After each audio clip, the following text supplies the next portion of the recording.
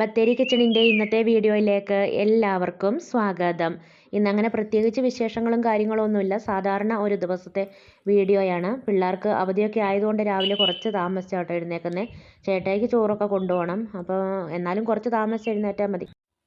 ചേന മെഴുക്കുരട്ടി വെക്കാൻ വേണ്ടിയിട്ട് ചേനയൊക്കെ ഞാൻ നീളത്തിലരിഞ്ഞ് കഴുകി വൃത്തിയാക്കിയൊക്കെ എടുത്തിട്ടുണ്ട്. ഇനി ഇതിനകത്തേക്ക് മുളക് പൊടി നമ്മുടെ എരിവിന് വേണ്ടത്ര നമുക്ക് ചേർത്ത് കൊടുക്കാവേ. പച്ചമുളകൊന്നും ചേർക്കുന്നില്ല, മുളക് പൊടി ചേർത്തിട്ടുണ്ട്. അത് കഴിഞ്ഞിട്ട് പിന്നെ മഞ്ഞൾ പൊടിയാട്ടോ.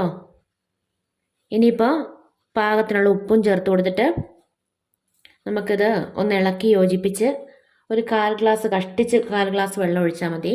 കൂടി പോകണ്ട, ഒത്തിരി വെള്ളം കൂടണ്ട. എന്നിട്ട് അതും കൂടെ ഒഴിച്ചിട്ട് ഇളക്കിയിട്ട് വേകാൻ വെക്കാവേ. ഓരോ ചേനയുടെ വേവ് അനുസരിച്ച് വെള്ളം ഒഴിച്ചു കൊടുക്കേണ്ടത്. ഇതിപ്പോൾ വേഗം വേകുന്ന ചേന, അതുകൊണ്ട് പിന്നെ ഒത്തിരി വെള്ളമൊന്നും ഒഴിച്ചു കൊടുക്കുന്നില്ല, കുറച്ച് വെള്ളം ഒഴിച്ചു കൊടുത്തിട്ടുള്ളേ. ഇനി ഒന്ന് ഇളക്കട്ടെ, എന്നിട്ട് അടച്ചു വെച്ച് വേവിക്കാം.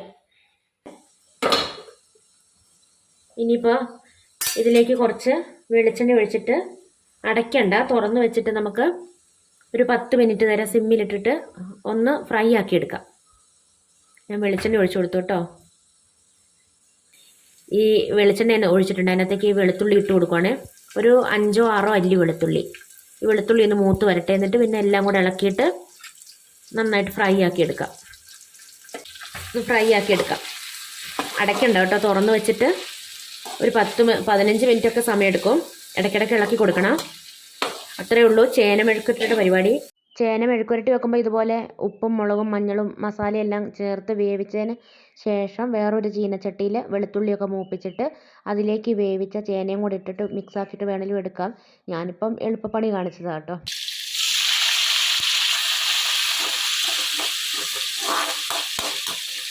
ഇത് മുട്ടക്കറി വെക്കാൻ വേണ്ടിയിട്ടുള്ളതാണ്. ആദ്യം എണ്ണ ഒഴിച്ചിട്ട് സവാളയും തക്കാളിയും പച്ചമുളകും ഇഞ്ചിയും വെളുത്തുള്ളിയും എല്ലാം കൂടെ ഒരു 10-15 മിനിറ്റ് നേരം നന്നായിട്ട് വഴറ്റിയെടുക്കുവാണ്. ആ സമയത്ത് ഞാൻ തേങ്ങയൊക്കെ അരച്ച് വെച്ചിട്ടുണ്ടായിരുന്നു. തേങ്ങയിലേക്ക് പെരിഞ്ചീരകവും മുളക് പൊടി മല്ലിപ്പൊടി മഞ്ഞൾ പൊടിയൊക്കെയാണ് ചേർത്തേക്കുന്നത്. മല്ലിപ്പൊടി അധികം വേണ്ട, പൊടികൾ മൂപ്പിക്കാതെ തേങ്ങയിൽ ഇട്ടിട്ട് അരയ്ക്കുന്നതായതുകൊണ്ട് അല്ലെങ്കിൽ ഒരു പച്ചക്കുത്ത് വരും. മല്ലിപ്പൊടി അധികം ആവണ്ട, അതുകൊണ്ട്. മീൻ വറക്കാൻ വെച്ചിട്ടുണ്ട്, അതിനകത്ത് കുറച്ച് കറിവേപ്പില ഇട്ടു. പിന്നെ മുട്ടക്കറിയിലും കുറച്ച് കറിവേപ്പില ഇട്ടിട്ടുണ്ട്. അത് കഴിഞ്ഞിട്ട് ഉപ്പും പാകത്തിന് ചേർത്തു കേട്ടോ. പിന്നെ ഞാൻ അപ്പത്തിന് മാവ് അരച്ച് വെച്ചിട്ടുണ്ടായിരുന്നു തലേ ദിവസം, അതിനകത്തേക്കും പാകത്തിന് ഉപ്പൊക്കെ ചേർത്ത് നന്നായിട്ട് മിക്സ് ചെയ്ത് വെച്ചു. അപ്പോഴത്തേക്ക് ഇതാ സവാളയൊക്കെ വഴന്ന് വന്നിട്ടുണ്ട്. അതിലേക്ക് പിന്നെ തേങ്ങ അരച്ച് ചേർത്ത് കുറച്ച് വെള്ളം മിക്സിയുടെ ജാറിൽ ഒന്ന് ചുറ്റിച്ച് ഒഴിച്ചും കൊടുക്കുന്നുണ്ട്. അധികം വെള്ളമായി പോകണ്ട. ഇതിലേക്ക് ഉരുളക്കിഴങ്ങ് വേണമെങ്കിലും ഇടാം കേട്ടോ. ഞാനിപ്പോൾ ഉരുളക്കിഴങ്ങ് ഇടാതെയാണ് വെച്ചത്. ഉച്ചക്കത്തേക്ക് ഞാൻ ചാറുകറിയൊന്നും വേറെ വെച്ചിട്ടില്ല. ഈ മുട്ടക്കറിയുടെ ചാറ് കുറച്ച് എടുക്കാമെന്ന് വിചാരിച്ചാൽ അങ്ങനെ കണക്കാക്കി കേട്ടോ രാവിലെ വെച്ചത്. മെഴുക്കുവരട്ടി മീൻ വറുത്തത് വേറെ ഉച്ചയ്ക്ക് ചോറിന് കറിയായിട്ട് വെച്ചുള്ളൂ. ഗ്യാസൊക്കെ ഇനിയിപ്പം നമ്മൾ പിശുക്കിയൊക്കെ ഉപയോഗിക്കണമല്ലോ, അതുകൊണ്ട് പിന്നെ ഒരുപാട് കറികളൊന്നും അങ്ങനെ വെക്കാറൊന്നുമില്ല. അല്ലെങ്കിൽ ഇവിടെ അങ്ങനെ ഒരുപാട് കറികൾ വേണം എന്നൊന്നുമില്ല. തീ കത്തിക്കുന്ന അടുപ്പൊക്കെ ഉണ്ടെങ്കിൽ കനലിൽ വെച്ചിട്ട് ചേനയായാലും ചക്കക്കുരു ആയാലും കായ ആയാലും ഒക്കെ നന്നായിട്ട് മൊരിച്ചെടുക്കുകയും ചെയ്യാം. നല്ല ടേസ്റ്റുമാണ് കഴിക്കാൻ വേണ്ടിയിട്ട്. പിന്നെ മുട്ടക്കറിയിലേക്ക് കുറച്ച് മല്ലിയിലയും കൂടി ഇട്ടിട്ടുണ്ടായിരുന്നു. മീൻ വറുത്തതൊക്കെ റെഡി ആയിട്ടുണ്ട്. ചേട്ടായിക്ക് കഴിക്കാനുള്ളതെല്ലാം കൊടുത്തു, കൊണ്ടുപോകാനുള്ളതെല്ലാം കൊടുത്ത് ചേട്ടായി ജോലിക്ക് പോയി. അത് കഴിഞ്ഞ് പിന്നെ മുളകും മല്ലിയൊക്കെ വെക്കുന്ന തട്ട് ഞാനൊന്ന് പേപ്പറൊക്കെ മാറ്റി വിരിച്ച് വൃത്തിയാക്കിയിട്ട് അടുക്കി പറക്കിയൊക്കെ വെക്കുക. ഇപ്പം അവധി ആയതുകൊണ്ട് അക്കുവും കൂടെ എന്തെങ്കിലും പണികളൊക്കെ ചെയ്യാൻ വേണ്ടിയിട്ട് എന്നെ സഹായിക്കും. അതുകൊണ്ട് എളുപ്പം പണികളൊക്കെ കഴിയുന്നുണ്ട്. അപ്പോൾ ഞാൻ ഇവിടെ എല്ലാം അടുക്കി പറക്കുകയൊക്കെ ചെയ്യുമ്പോൾ അവൾ അകമൊക്കെ അടിച്ച് വാരുകയും ഒക്കെ ചെയ്യുന്നുണ്ട് കേട്ടോ. പിന്നെ ഞാൻ ഈ ചോറ്റുപാത്രം ഉണ്ടല്ലോ, എണ്ണ വെക്കുന്ന ചോറ്റുപാത്രമാണ് ഇത്. ഒരു പ്ലാസ്റ്റിക്കിൻ്റെ പഴയ അടപ്പിൻ്റെ മുകളിലാണ് വെച്ചേക്കുന്നത്. അന്നേരം ഈ പേപ്പറിൽ എണ്ണയൊന്നും വീണിട്ട് അഴുക്കാവാതിരിക്കുമല്ലോ.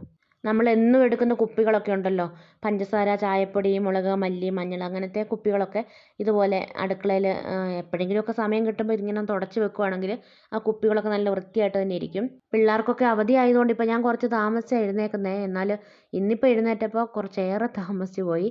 എന്നാലും വേഗം ചോറും കറിയൊക്കെ ആക്കി എടുത്തു. ചേട്ടായിക്ക് എല്ലാം കൊണ്ടുപോകാനൊക്കെ കൊടുത്തൊക്കെ വിട്ടു. ഇപ്പോൾ അക്കു എനിക്ക് വീഡിയോ ഒക്കെ എടുത്ത് തരുന്നത്, അതുകൊണ്ട് ആ പണി എളുപ്പമായി.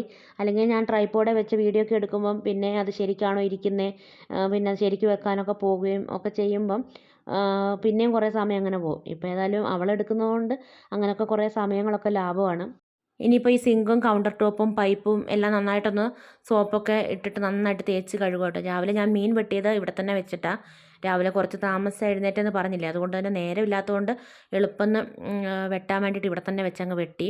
അതുകൊണ്ട് തന്നെ നല്ല വൃത്തിക്കെല്ലാം തേച്ച് കഴുകി വൃത്തിയാക്കി ഇടണം. മീനിൻ്റെ നല്ല കഷ്ണങ്ങളൊക്കെ ഞാൻ വറക്കാനെടുത്തു. ബാക്കി എല്ലും മുള്ളും തലയൊക്കെ ഉണ്ട്. അതെല്ലാം കൂടെ ഒരു ദിവസം ഒരു കറിയായിട്ടും വെക്കണം. ഇവിടെ കൂടുതലും കോഴിക്കോട് നിന്ന് മീൻ എടുത്തിട്ട് രാത്രിയാകുമ്പം ഒരു 9 മണിക്ക് ശേഷം ബത്തേരിയിൽ മീൻ വിൽക്കുന്ന ആൾക്കാർ വരുവേ. അവരുടെ അടുത്ത് നിന്നാണ് കൂടുതലും മീൻ മേടിക്കുന്നത്. അങ്ങനെ ആകുമ്പോൾ അങ്ങനെ വെട്ടി തരത്തില്ല.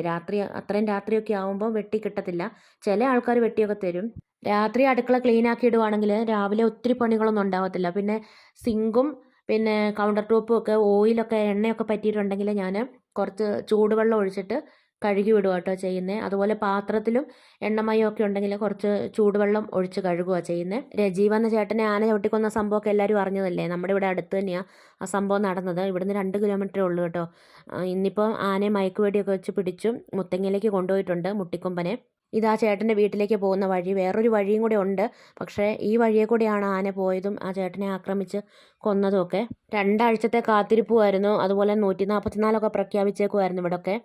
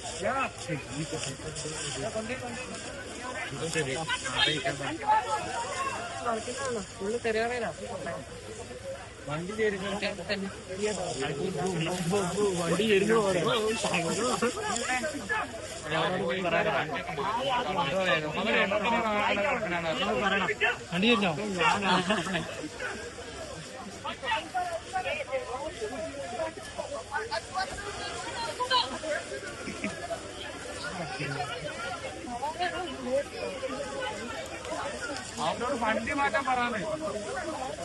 അവിടെ വെച്ചാലൊന്നും വണ്ടി വണ്ടി കിട്ടൂല.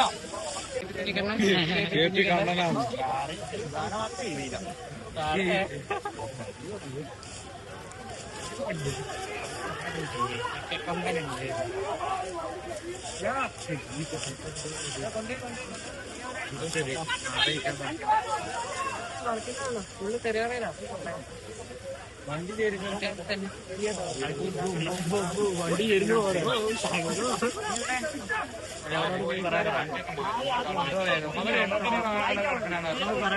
വണ്ടിയോ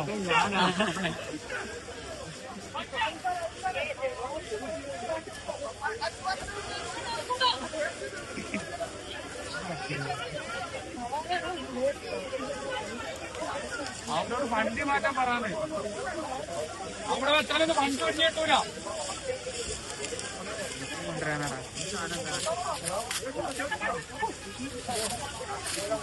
വണ്ടി അപ്പാട്ട് മാറ്റിട്ടേ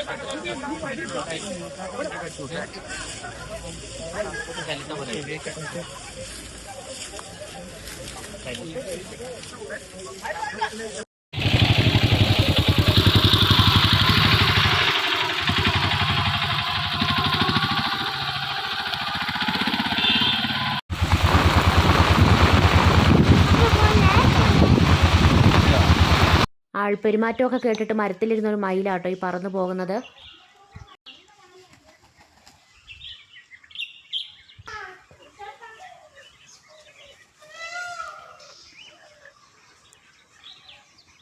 ഇന്നത്തെ വീഡിയോ വിശേഷങ്ങളൊക്കെ ഇവിടെ നിർത്തുകയാണ്. വീഡിയോ കണ്ടിഷ്ടമാവുകയാണെങ്കിൽ സബ്സ്ക്രൈബ് ചെയ്യാനും ലൈക്ക് ചെയ്യാനും ഷെയർ ചെയ്യാനും കമൻറ്റ് ചെയ്യാനൊന്നും മറന്നു പോകരുതേ.